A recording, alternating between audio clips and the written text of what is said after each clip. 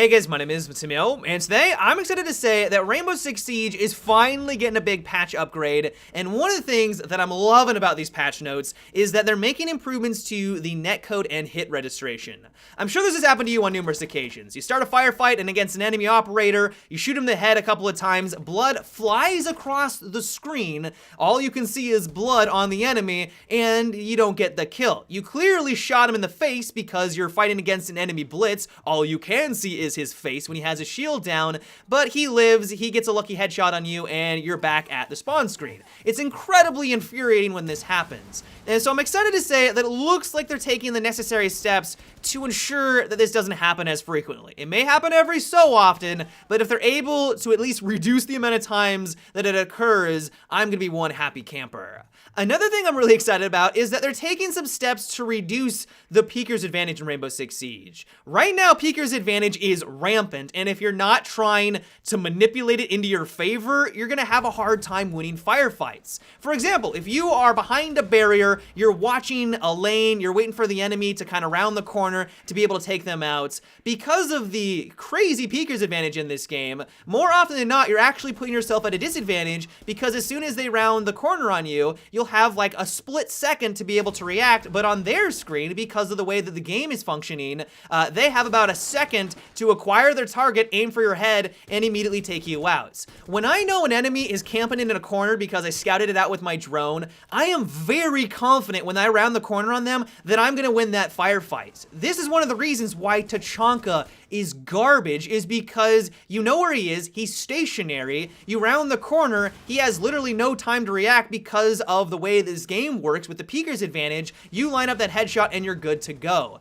It is heavily in favor of the person who is rounding corners and is constantly on the move, and less so for the person who is actually trying to be tactical and hold down a lane.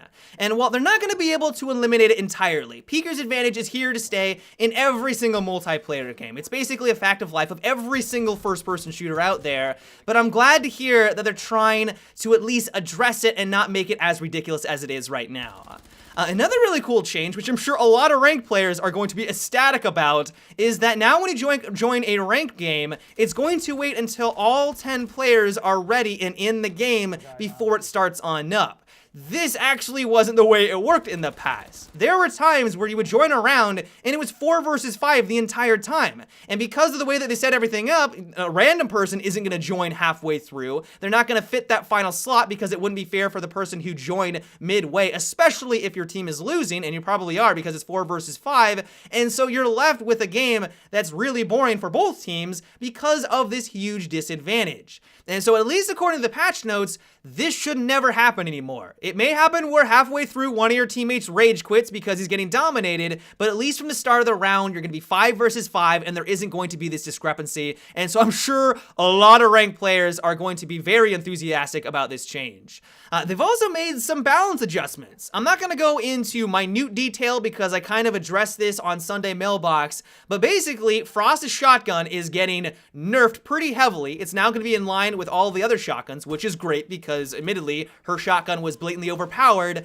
Buck is getting an upgrade with his skeleton key gadget. It's now going to be much more similar to Sledge's hammer, where it's very effective at breaching through walls and getting into tight spots and kind of catching the enemy by surprise. And they're also nerfing the SMG-11. All of these are great changes. I think pretty much everyone would unanimously agree that this is going to be awesome for the balance of Rainbow Six Siege. But one of the things I'm pretty disappointed by is where are the changes and the buff basically to IQ and Tachanka, especially Tachanka. He's got a 2% pick rate right now. 2%. He's awful. No one plays him, and for good reason, because he's just terrible. He is really the worst operator in Rainbow Six Siege, and I'm kind of disappointed that after the months and months of playing the game, they still haven't done anything to give this guy some loving. And so I'm crossing my fingers that with the big season upgrade where they add in the 2 new operators, they're gonna add in the new map, that's when they're gonna make some more changes to Tachanka. I'm really hoping that's the case because I'm kind of losing hope that they're gonna be making any large sweeping changes to this guy. The fact that they've already made some big adjustments to Buck and IQ just doesn't make any sense for why they haven't touched that guy. And so I'm holding on to hope, but right now, it is getting a little bit worrisome. And then finally, it also looks like they're trying to hammer out hacking in Rainbow Six Siege. Hacking, of course, is a plague in every first-person shooter, but I'm kind of confused as to the way that they're approaching it. So they're adding in a system where if you get caught of doing suspicious behavior, maybe they think that you're hacking due to fair fights, they're going to kick you from the game, and then you're going to be banned for 5 minutes. The next time they catch you, it's going to ban you for an hour, and then 24 hours, 48, a week, and then it's going to ban you outright forever. The reason why this is confusing is that if they suspect you or they really think that you're cheating and it's clear that they know that you're cheating, why do they get to go through this tier system? Why don't you just ban them outright? Like, clearly they're cheating, just ban them completely.